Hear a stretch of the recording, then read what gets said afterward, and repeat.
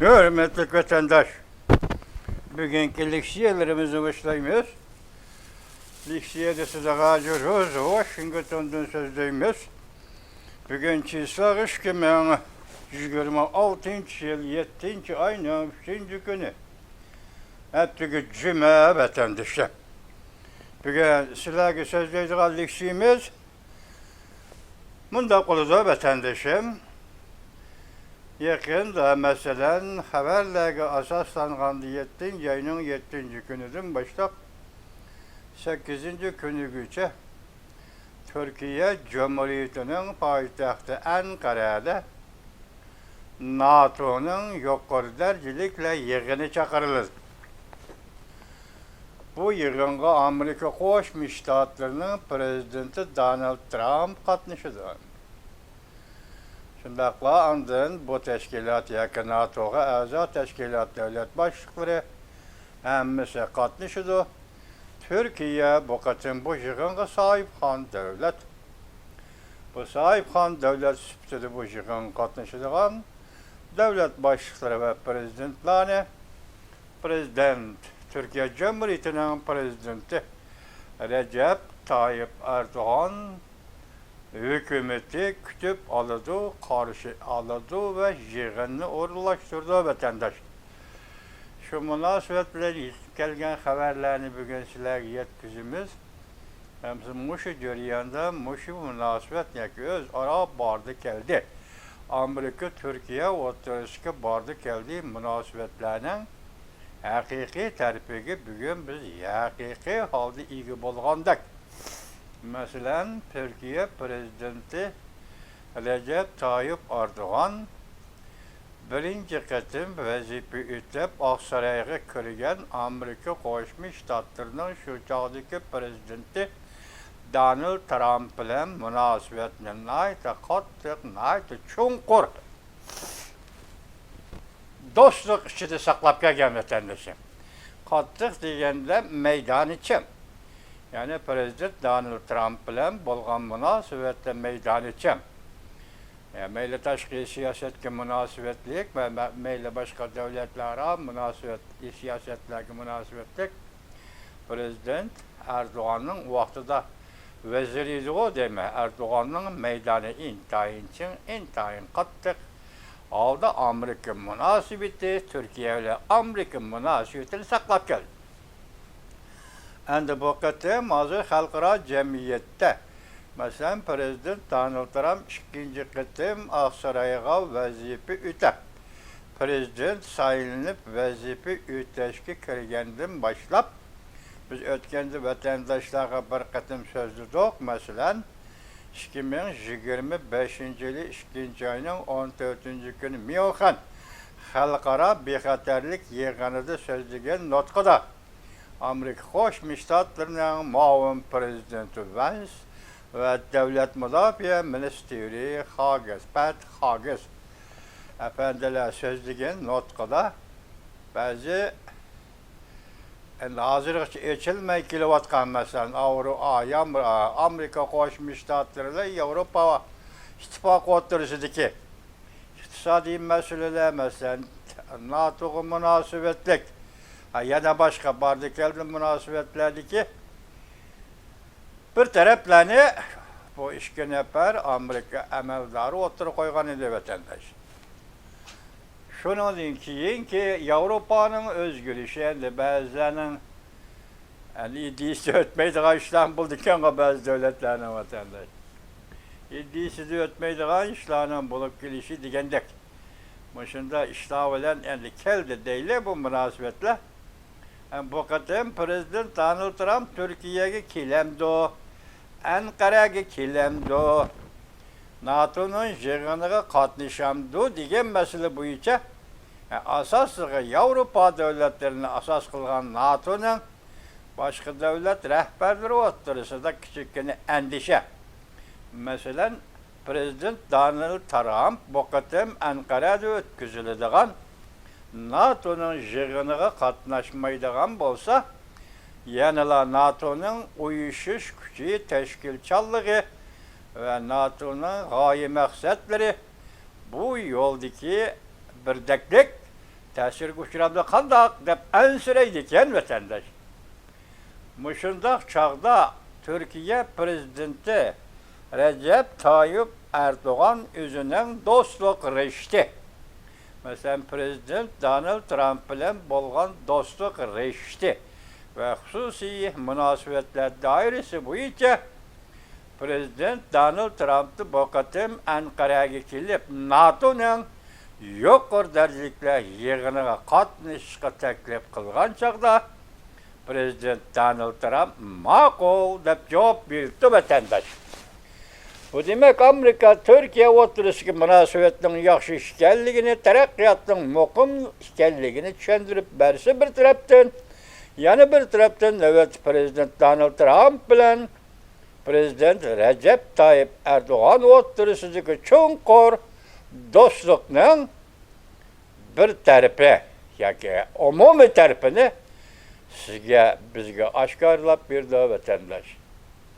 Biz özümüzün meydandan aytqanda Türkiye ile Amerika başka devlet münasibeti qancha yaxshi bo'lsa, Uyg'urlarga ma shundaq yaxshi bo'ladi. Uyg'urlarning taqdiriga yana shundaq yaxshi bo'ladi deb qarab kelyapmiz. Biz Türkiye alda. Qilib bu qarashlarimiz ma herkes hata emas. Amerika Türkiye münasibeti yaxshi bo'lsa, Uyg'urlarga bo'lgan munosabatim shunday yaxshi bo'ladi. Bugun sizlarga mushu to'g'rida leksiya so'zlaymiz vatandoshlar. Anglaysizlar, buni endi mavzu bundoq. Prezident Donald Trump NATO'ning yuqori darajaliklar yig'iniga qatnashadi. Türkiye belki g'alaba qilgan davlat bo'lib qoladi. Mavzuda xabar 7 ayının 3. günü ben bir torbeti ilan kılındı xabar mınlaq başlandı. Amerika Qo'shma Shtatları prezidenti Donald Trump o'tgan yildan boshlab ikkinchi qatim prezidentlik vazifasiga o'tirib Oqsaroyga kirgandan keyin NATO'ni tanqidlash bo'yicha kuch ishlatish kemiyib qolmadi. Belki bargan süre köpüyüşke başladı. Onun üstüge tamojni böcü uğraşı, İran uğraşı Katarlık vakalardan keyin Avrupa bilen Amerika o'rtasidagi qo'rsaqda g'umbulush, qo'rsaqda g'umsaqlash texmo oshkorlanishi qirab yuzlandi. Her qaysi sohalardagi kishilar her qaysi sohadagi kishilar kelar hafta maydonga chiqilgan NATO yuqori darajaliklar yig'inida shu sababdan yana shundoq ansirashga başladı.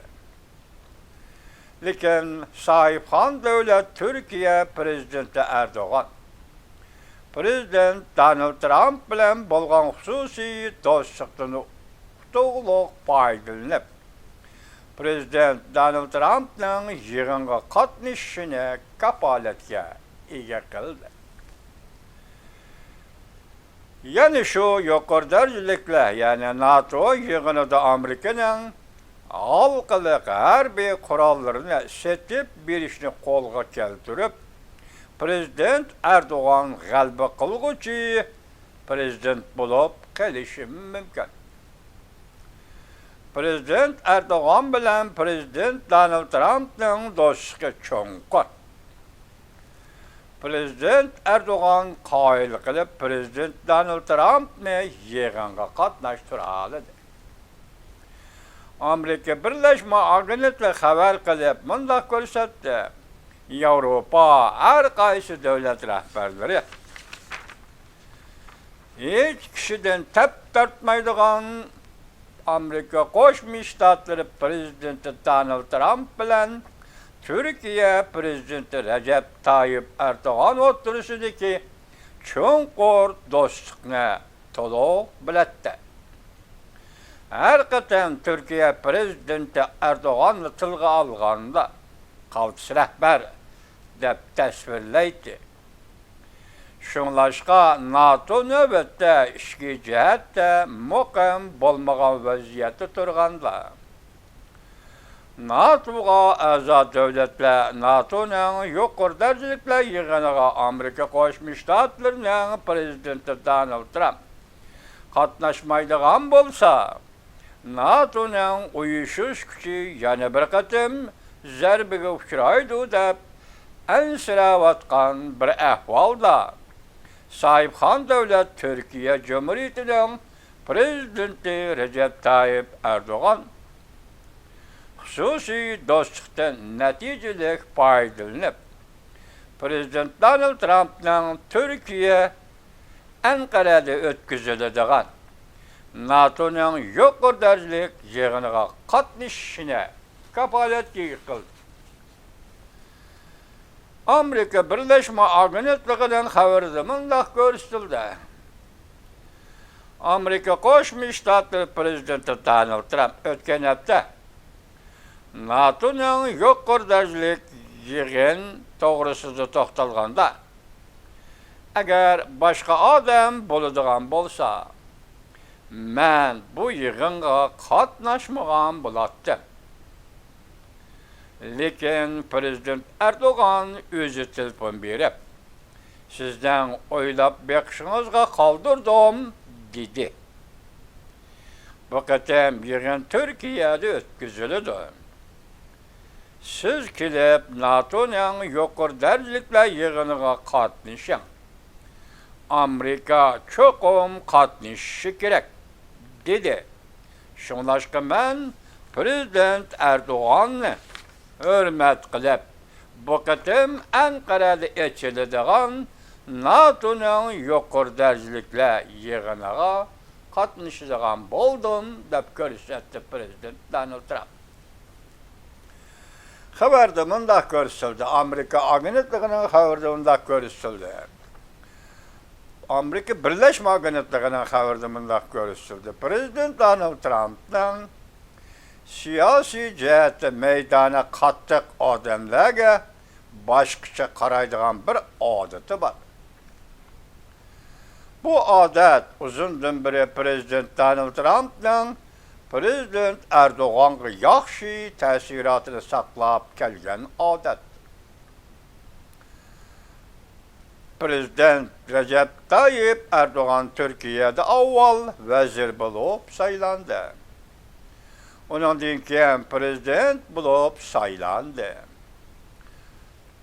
Bugungacha 13 yil o'tdi. Turkiyada her taraflik huquqqa erishdi. Amerika Qo'shma Shtatlari sobiq muavin prezidenti Kamala Harris'dan maslahatchisi bo'lgan Phil Gordon mundaq ko'rsatdi. Prezident Donald Trumpning Prezident Erdo'g'an bilan bo'lgan xususiy do'stligi Prezident Donald Trumpning izchil kelayotgan odamga izchil davomlashib kelayotgan odatiga mos keladi. Uning ustiga Prezident Donald Trumpning siyosiy kuchli odamlarga beradigan bahosi ro'shanki do'stlikdan mustaqil turdi. Prezident Donald Trump 11 yildan beri Amerikaning Turkiyani ziyorat qilgan tunji prezidenti bo'lib qoldi. Bu qatam Amerika Qo'shma Shtatlari prezidenti Donald Trump 2015-yildan hisoblaganda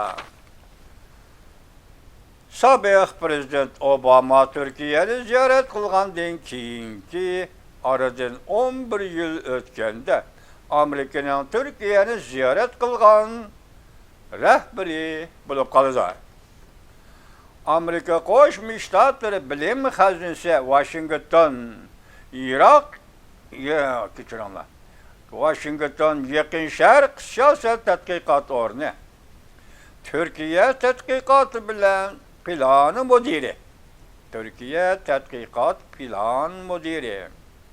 Soner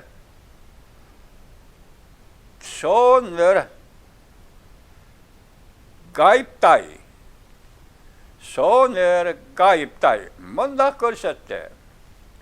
Prezident Donald Trump tunji qitim prezident bo'lgan mezgilda ikki prezident, ya'ni prezident Recep Tayyip Erdoğan bilan Amerika Qo'shma Shtatlari prezidenti Donald Trump shu chog'da do'stlik rishtasini o'rnatgan.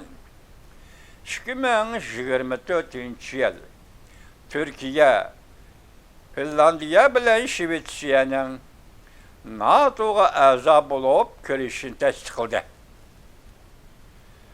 Türkiye bu meselede meydanını qattiq qo'llandi. Ya'ni NATO'ga a'zo davlatlik meydanını qattiq qo'llanib, Shvetsiya bilan Finlandiyaning NATO'ga a'zo bo'lib kirishini tasdiqladi. Nurg'unlagan taraqqiyot tarafdan qaraganda Prezident Donald Trump bilan Prezident Erdo'g'an o'rtasidagi cho'nqur do'stlik, Türkiye bilan Amerika o'rtasidagi berib kelishdan aytganda, Türkiye ma'lum darajada ustunlikka ega qiladi. Prezident Erdo'g'an o'tgan yili Gaaga'da o'tkazilgan NATO'ning yig'inida ziyorat qabul qilganda, muxbirlarning ziyoratini qabul qilganda mundaq ta'kidladi. Prezident Donald Trump bilan ikkimiz bir-birimizning telefoniga 24 soat ichida javob qaytara olamiz deb javob berib, ikki tarafdan, ya'ni Amerika Jongo ikki tarafdan aloqani kechiringlar. Adetlengençiler. İki tarafdan, yani Amerika, Türkiye münasebetlerinde vakit farkı yok. Hemkarlık münasebeti barlığını aşkarlığın idi. Türkiye Prezidenti Recep Tayyip Erdoğan ötken yılı Gaaga'da ötküzülgen NATO'nun yıllık yığınında muhbirinin ziyaretini kabul kılganda Amerika, Türkiye iki devlet münasebetlerden, alaka münasebetlerden vakit farkı yok, hemkarlık münasebeti işgalliğini aşkarlığın idi. Bugün biz bu haberimizde Türkiye, Amerika münasebetinin yaxşı işgalliğini gördük.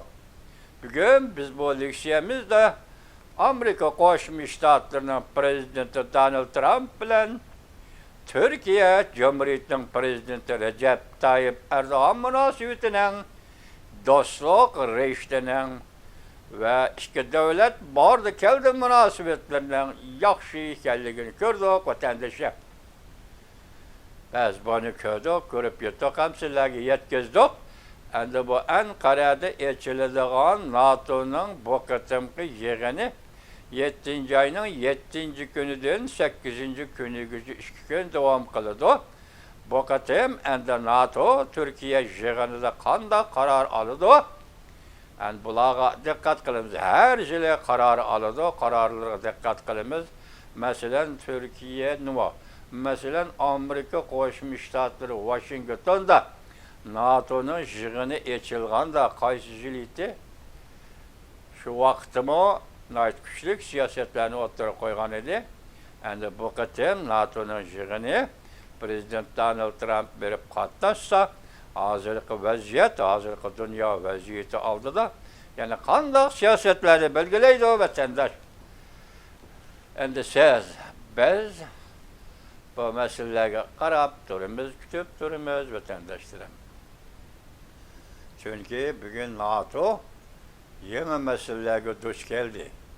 Yeni meseleler degenler, mesela Amerika Qo'shma Shtatlarining rahbarlik o'rni, yana davomli o'tganda bir so'zimiz dedik-ku, yana davomli NATO'da, hem NATO'da izchil holda put tirab turish bu Amerika Qo'shma Shtatlarining o'zgarmaydigan siyosati deb atab keldik vatandaş.